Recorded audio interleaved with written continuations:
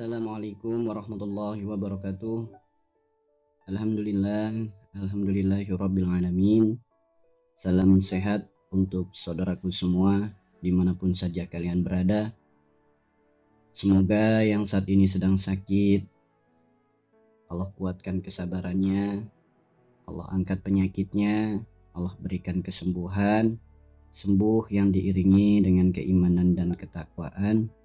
Video kali ini saya sedikit akan berbagi tips cara mendiagnosa apa sih penyebab penyakit yang ada dalam diri kita.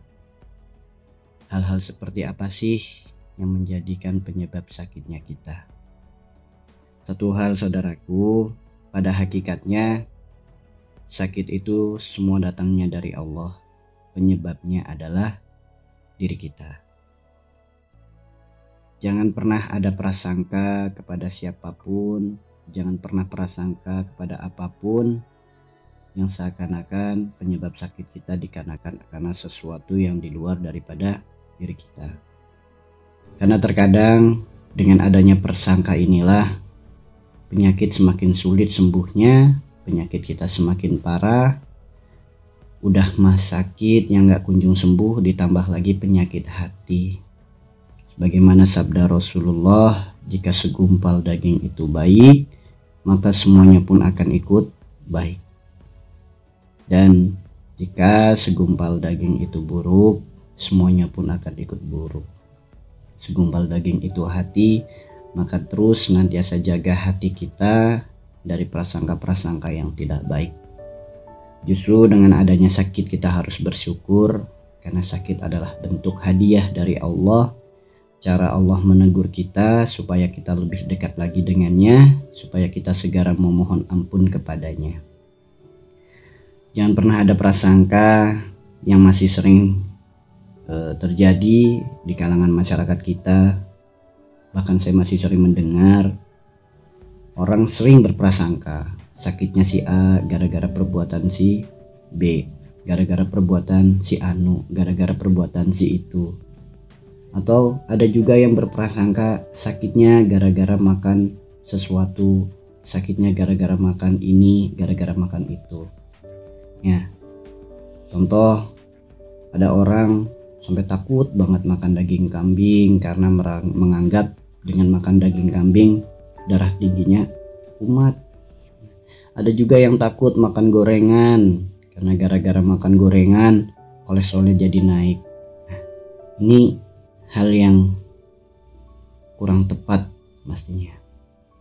Banyak orang di luar sana yang memakan daging kambing pecinta sate, toh mereka darahnya nggak tinggi. Banyak juga para pecinta gorengan, kolesterolnya juga nggak tinggi. Berarti penyakit itu datangnya nggak sepenuhnya dari di luar diri kita. Penyakit itu sebabnya semua dikarenakan karena diri kita sendiri. Nah, yang mengobati siapa? Tentu yang mengobati diri kita sendiri. Kita sibuk nyari obat, tapi kita nggak sibuk memperbaiki diri, ya mustahil penyakit itu bisa sembuh. Boleh jadi sembuhnya adalah istidroj, itu malah jauh lebih bahaya penyakitnya. Nah, nih saya ada tips. Nah, ini menjadi alat diagnosa kami ketika ada pasien-pasien yang datang ke tempat kami.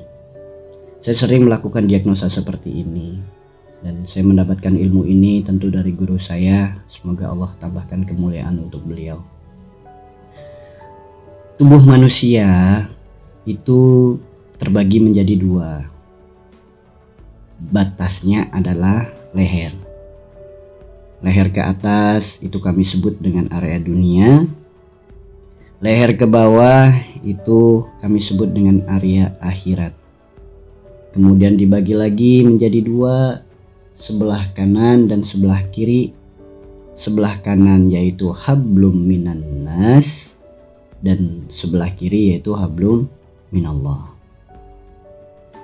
Nah, dari 4 area ini, pembagian ini adalah cara diagnosa yang paling mudah untuk kita. Tentu mari sama-sama kita koreksi diri kita. Nah, apa sih maksud daripada 4 wilayah ini, 4 bagian ini? Leher ke atas dunia, tentu sakit yang dikarenakan karena urusan-urusan atau perkara-perkara dunia yang menjadikan lalai ibadah kita. Nah, sakit yang dikarenakan karena leher ke bawah yang di area-area akhirat, ini tentu sakit yang berkaitan dengan perkara ibadah.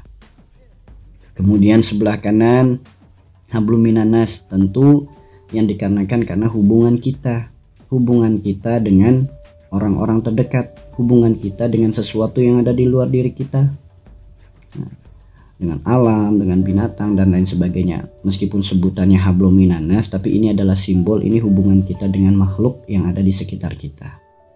Kemudian di sebelah kiri itu disebutnya area hablum minallah, tentu sesuatu yang berhubungan dengan Allah.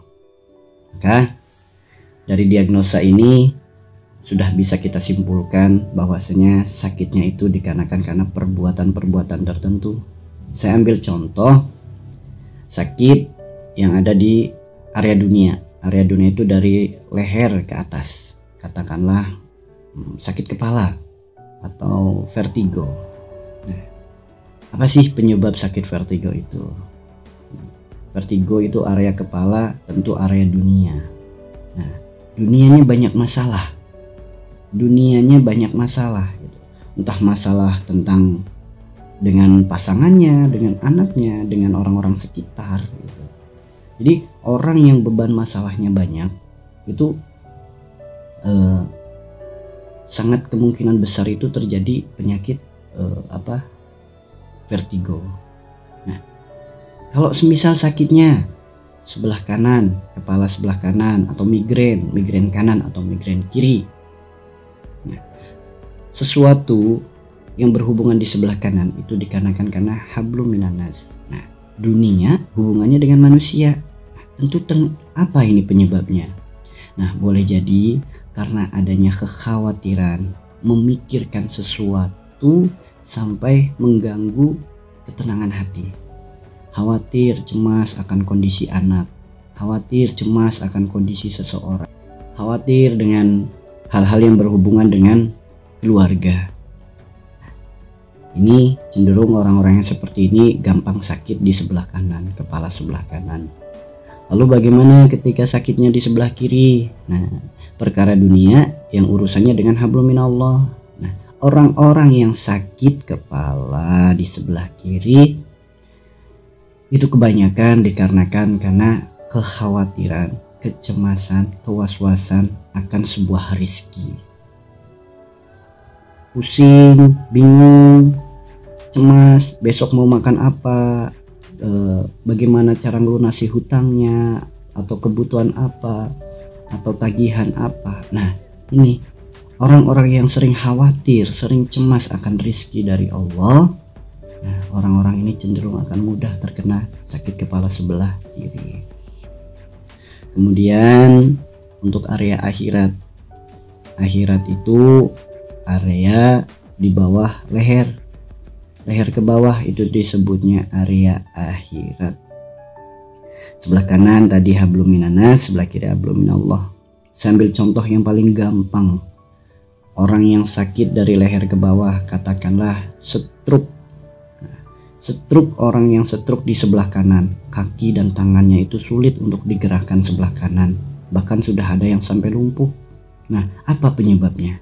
Ayo sama-sama kita koreksi, kita renungkan perkara akhirat yang hubungannya dengan manusia, yang hubungannya dengan orang-orang sekitar kita. Boleh jadi ada perkara silaturahim yang sudah kita putus. Boleh jadi karena kita mengambil hak orang lain. Boleh jadi karena kita menyakiti perasaan atau hati orang lain. Nah, ini perkara silaturahim ini coba kita koreksi. Hubungan kita dengan orang-orang terdekat kita, apakah ada sebuah masalah? Pertama dengan pasangan, kedua dengan anak keluarga, tiga dengan orang tua ataupun mertua, saudara, tetangga. Nah, ayo koreksi ini, perbaiki ini secepat mungkin, sesegera mungkin. Bila stroke-nya terjadi di sebelah kiri, tangan dan kaki kirinya udah nggak bisa digerakin, nggak bisa dipakai untuk aktivitas sebagaimana manusia normal pada umumnya. Nah, perkara akhirat yang hubungannya dengan Allah. Ini sesuatu yang bisa dikatakan kategori stroke yang parah, karena penyebabnya kebanyakan adalah perkara akhirat yang berhubungan dengan Allah itu dengan melakukan dosa-dosa besar seperti kemusyrikan, kemaksiatan, seperti kemunafikan. Nih, coba kita koreksi, ada nggak hal-hal kemusyrikan yang pernah kita lakukan atau mungkin masih dilakukan? Kemaksiatan mungkin sering dilakukan dengan pandangannya, dengan perbuatannya, atau mungkin dengan perkara-perkara kemunafikan. Kemunafikan itu orang yang sudah paham, orang yang sudah tahu akan aturan dalam agamanya namun sering melanggar. Nah, biasanya Allah tegur sakit-sakit di sebelah kiri. Maka mari saudaraku, dengan alat diagnosa ini, metode diagnosa ini itu bukan dipakai untuk kita menerka-nerka sakitnya orang, tapi justru ini kita tarik ke dalam diri kita. Ketika kita sakit di sebelah kanan, oh iya ternyata sakitku karena hubunganku dengan orang-orang terdekat. Kita koreksi, segeralah minta maaf, segeralah perbaiki. Oh iya sebelah kiri ternyata hubungannya dengan Allah, segeralah minta maaf, segeralah bertobat, segeralah mendekat. Maka mari sama-sama kita perbaiki hubungan kita dengan Allah, perbaiki hubungan kita dengan orang-orang terdekat kita. Diimbangi terus perkara doa, perkara ikhtiar. Insya Allah pintu kesembuhan dari Allah itu sangatlah luas. Selagi kita meminta dan memohonnya kepadanya, kita berikhtiarnya, bertawakalnya kepadanya. Ya, lakukan ikhtiar terbaik. Pilihlah ikhtiar-ikhtiar yang senantiasa berpegang teguh pada Al-Quran dan Sunnah. Hindari, jauhi ikhtiar-ikhtiar yang justru bisa mendatangkan kemusyrikan. Karena itu bukan asbab kesembuhan dirimu, bukan asbab kesembuhan diri kita, tapi itu justru malah asbab sebuah malapetaka. Ya. Maka mari saudaraku, teruslah perbanyak istighfar, perbanyak mohon ampunan. Mungkin yang saat ini sakitnya sampai berbaring gak bisa apa-apa, bersyukurlah. Perbanyaklah di waktu berbaring itu untuk berzikir mengingat Allah, bersolawat kepada kekasihnya. Insya Allah sakit inilah yang senantiasa sakit menjadi asbab bertambah dekatnya kita kepada Allah. Hilangkan rasa keluh kesah, sabar dan mohonkan agar dikuatkan kesabarannya. Semoga sakit ini menjadi asbab jalan kemudahan, jalan kebahagiaan untuk kita semua di akhirat. Ya. Ikhlas, rela, ridho dalam menjalaninya, maka bernilai ibadah. Maka mari saudaraku, perbaiki semuanya, maafkan semuanya, insya Allah sembuhmu dekat. Insya Allah sembuhmu datang. Ya, jangan pernah putus semangat, teruslah mendekat kepada Allah. Allah yang maha tak terbatas, maka jangan batasi diri kita dengannya. Sekian, wassalamualaikum warahmatullahi wabarakatuh.